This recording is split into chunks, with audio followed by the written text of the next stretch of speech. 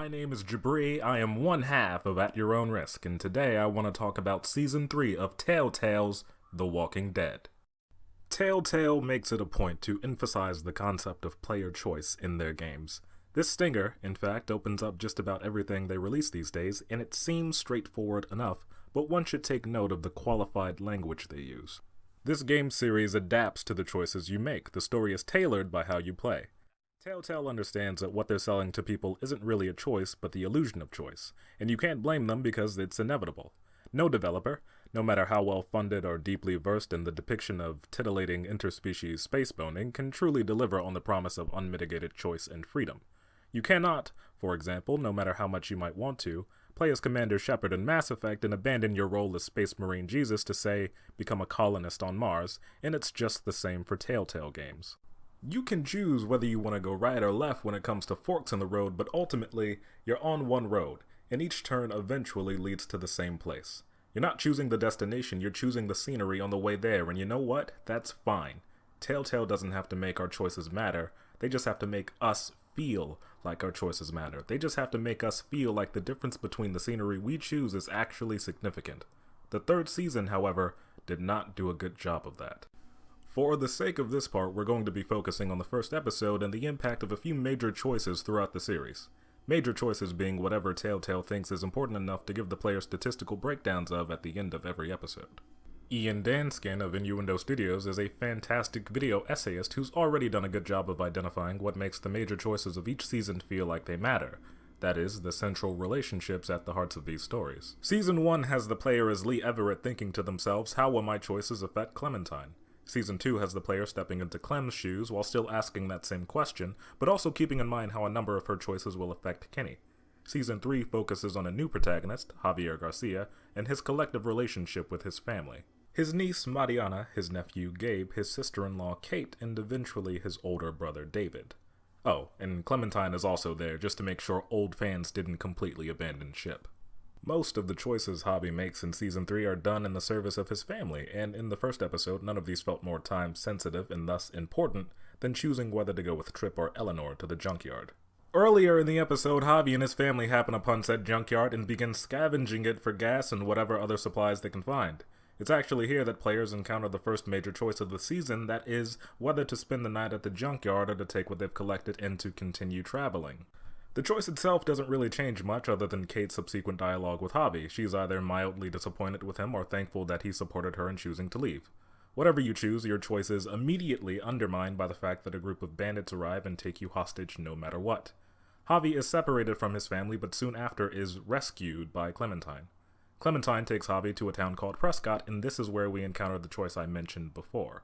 Javi's family was last seen in the clutches of bandits, and the player is offered two means of getting back to them. They can either wait until morning to go with Prescott's leader, Trip, or they can leave earlier in the night with the town's medic, Eleanor. This choice marks the prelude to my feelings of utter disappointment and, at the risk of sounding a bit hyperbolic, betrayal with the third season. No matter when you choose to leave Prescott, you always arrive in the morning. This can kind of be hand-waved away by keeping in mind that when you go with Eleanor, you're riding horses, and when you go with Trip, you're riding in a car. Fine, horses aren't as fast as cars. Most people can let that slide. Soon after, the player proceeds to find Mariana, Kate, and Gabe in that order, alive, though with the latter two having to be rescued from a group of walkers keeping them trapped inside a truck. For the moment, everyone is safe and introduced and reunited, and things are going well. Too well. So well, in fact, that either Trip or Eleanor, whomever you chose, brings up the fact that search and rescue missions usually don't go this well. This line is innocuous enough at first, until it isn't, until you remember that you're playing a Walking Dead game, and until you realize that the line is Telltale's way of mocking you before they pull the rug out from underneath your feet by shooting your niece in the head for shock value. Not only that, but should you choose to ride out at night with Eleanor, like I did, the game has the gall to suggest via Trip that things would have turned out differently if you had made the opposite choice. If you'd waited for me instead of sneaking off the way you did, I could have helped. And as if that wasn't enough, one of the options you have in response to that is it wouldn't have mattered. It's as if the writers of this season were plainly aware of the futility of the choices they provided, and either wanted to rub it in your face or figured that small bit of throwaway dialogue served as some sort of compensation. In practice, however, it only serves to highlight and reinforce the narrative's mechanical shortcomings. There's even a line about how maybe Tripp's car would have been faster than Eleanor's horses. Wonder if it would have been faster than the horses. Very rarely in this franchise are the fates of main or secondary main characters taken entirely out of the player's hands. You usually know when somebody is about to get fucking iced or not because you, as the player, usually have a hand in either causing or preventing it. Do you save Carly or Doug, Duck or Sean? Do you try to save a man having a heart attack, or do you drop a goddamn cinder block on his head? This series has an expansive history of blatantly telegraphed life or death situations, yet Mariana's death comes out of nowhere, doesn't feel earned, and worst of all, doesn't feel preventable. In a series where the main conceit is that your choices matter and have consequences, it becomes blatantly obvious that nothing you did mattered, and that the consequences were always out of your hands. The central relationship at the heart of the season, and thus the driving force behind your decisions, is proven to be subject to forces beyond your perceived control, and thus rendered almost entirely meaningless. The deaths of main characters in the previous seasons meant something. If you're like me, then having Clementine shoot Lee was a necessary symbolic passing of the torch, and having her shoot Kenny was the exorcism of her relationship with an emotionally and mentally abusive father figure. Those choices had effective, tangible stakes. What were the stakes with Mariana? What did her death matter? What did it mean or represent, other than an exchange where Telltale looks at us expectantly and goes, "Isn't this shit crazy?" And we go, "Yeah. It is?" Nothing is the answer, one that summarizes very well the significance of the majority of choices within this season. A whole lot of nothing. While I have issues with the mechanics of the game's choices on the player's end, I also have some problems with the decisions that non-player characters make. And not just from an ethical or moral standpoint. I mean, some of the things they do just don't make a ton of sense to me. Let's run down several examples, shall we?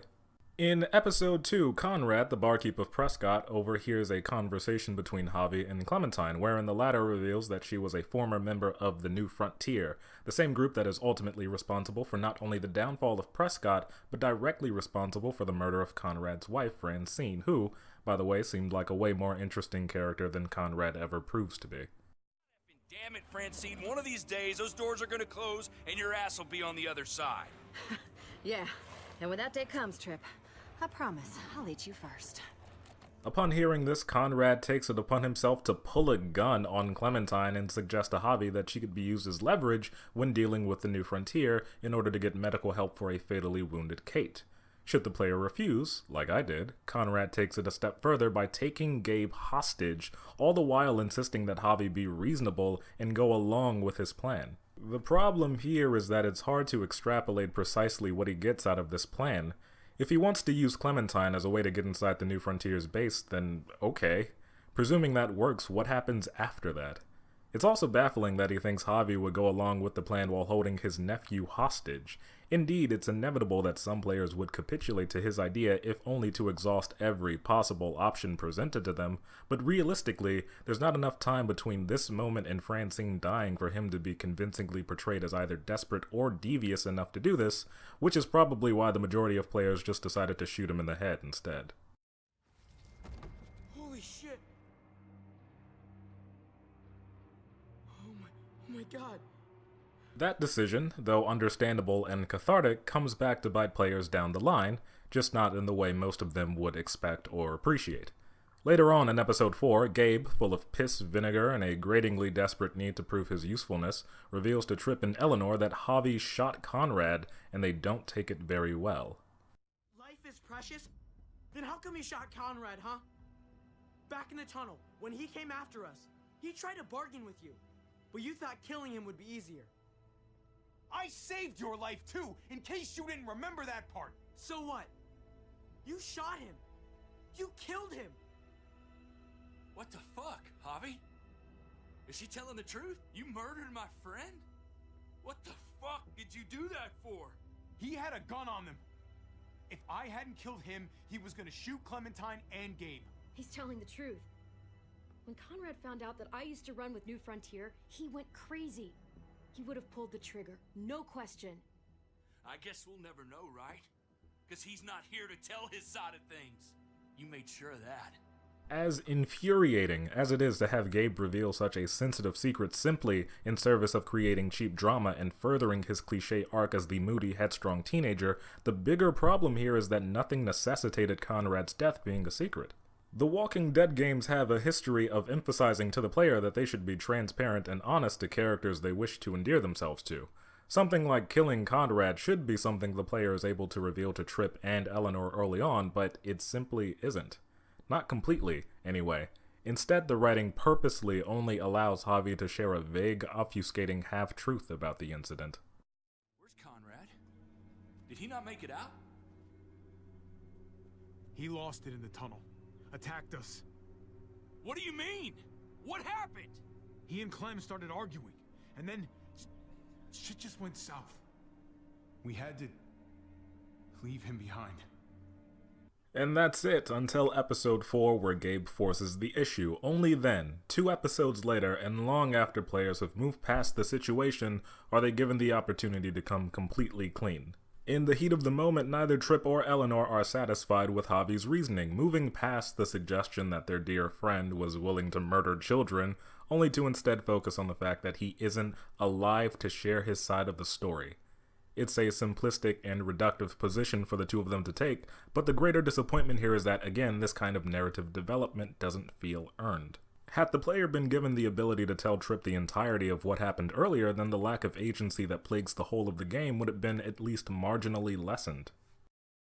In what'll be the final example for this section, but by no means the last of the game's more ridiculous narrative developments, we'll be taking a look at one of Clementine's flashbacks, specifically the event that led to her being excommunicated from the New Frontier. Clementine's surrogate child, AJ, comes down with a conveniently unexplained illness, and has been determined by David, Dr. Lingard, and the other New Frontier members to be a lost cause, thus refusing to treat him with the last of their medicine, an antibiotic known as vancomycin. Clementine takes it upon herself to slip under the noses of the New Frontier and steal the medicine herself to use on AJ. This is where we encounter our first bit of questionable, though relatively innocuous, decision-making. Instead of taking AJ and the medicine and then running off into the night, Clementine decides to inject a toddler with a shot mere feet away from the people she's stealing from. AJ cries, because of course he does, and Clementine shushes him, suggesting that she didn't want to get caught. It would have made more sense to run away in that case, and the only plausible reason I can imagine her having for not doing so is that AJ needed that shot then and there, or else he would have died, but since the details of his sickness are purposely left unclear, there's no way to know that for sure. All we see is Clementine making an uncharacteristically foolish decision. Moving on, AJ's cries attract David and the others, backing Clementine into a corner. David's hot-headed scolding includes the following. What the fuck were you thinking? You were told those drugs couldn't help him. How could you be so stupid? Did you think I would just give up on him? AJ is everything to me, David. I'd do anything to keep him alive. Except there's nothing left to do. That waste? That'll cost someone's life down the road. Someone in this camp. Someone who contributes to our survival. So far, David's motivation is crystal clear. AJ isn't just sick. As a toddler, he's incapable of providing anything to the group's survival. He's a pure drain on resources, in fact. His illness was determined to be untreatable, so refusing to use the last of the vancomycin on him wouldn't just be pragmatic in the sense that you could use it on someone else down the line. It also makes an extremely bleak kind of sense to just let AJ die so he doesn't consume any more resources, period. And with lines like this, She was just trying to help her kid. We helped enough! We should have left him out in the woods a week ago! it's clear the thought has crossed David's mind. He's a dick, that much is certain, but his reasoning is understandable, at least for those few moments. When Clementine attempts to leave, David stops her, stating that she can't take AJ with her. He doesn't explain why himself, but his lieutenants give their own reasons. You don't even want to take care of him! Clem, he's in no condition to travel. Let him go, Clem. He'll only drag you down out there. David has made it clear that he doesn't value AJ in the slightest, but for the sake of a plot twist, he suddenly decides to hold him hostage anyway. He does it as a way to punish Clem, yes, but what happens beyond that? Either AJ dies pointlessly in the group's care, or, and this is what actually happens, AJ manages to survive, but continues to simply be a drain on resources. The most charitable reading here is that on some level, despite kicking her out, the New Frontier still care to see Clem survive, and they believe freeing her from the burden of taking care of AJ is the best way for her to do that. David's extreme anger and vitriol, however, at having to take care of AJ at the expense of others right before taking it upon himself to claim guardianship of the child, no matter how temporarily, makes the decision come across as incredibly sudden and contradictory. Ultimately, the whole scene is nothing but an excuse to give Clementine a strong enough reason to despise David and the New Frontier. The writers just figured they had to do some small, ungraceful hoop jumping to get there. Despite my general distaste for the third season's handling of choice and consequence, I'd like to take a minute to examine at least one instance of it that works exceptionally and surprisingly well. A major choice in the fourth episode involves another life or death dilemma. Joan, the seemingly de facto leader of the New Frontier and thus the major antagonist of the entire season, forces Javi to choose between the life of his own ally, Trip, or that of David's lieutenant, Ava. The hook of this choice, what makes it so interesting and worthwhile, is that in a game where your choices have been nigh completely and transparently worthless, is that it's the first successful attempt on the game's part to subvert your decision in order to effectively create drama. Joan actively ignores your choice and ultimately kills whomever you pick to live. While this might seem like another exercise in binary futility, unlike the major choices previously examined, the cause and effect here is clear, each respective outcome can be averted, albeit on a meta level, and for once the narrative is actually served in a wholly satisfactory manner. Joan's selfish, cruel motivations and character are viscerally communicated, and the resulting fallout of her actions move the plot along in strong, sensible fashion, while creating genuine and effective interpersonal tension between Javi and the others. It's an exceptional moment, but one made all the more bittersweet once you remember that the rest of the game doesn't exactly live up to it. Season 3 strikes me as another unfortunate dip in quality for the Walking Dead series, but not necessarily a complete indictment of Telltale's ability overall. The successes and quality of The Walking Dead's first season, the game that put them on the map, is what they've been trying to recreate for the past several years now, and to some degree they've been successful, though mostly and ironically with titles outside of the Walking Dead franchise. Telltale has acquired license after license in order to turn a profit on what was once a fresh and innovative take on the adventure game genre, creating genuine comedic hits with games like Tales from the Borderlands and exposing fans to deeply compelling fantasy worlds with A Wolf Among Us. While not everything Telltale has produced in the past few years has lived up to the first season of The Walking Dead, or even the source material the games themselves are based on, the majority of their endeavors indicate a swath of potential that would make, say, the final season of The Walking Dead a worthy installment.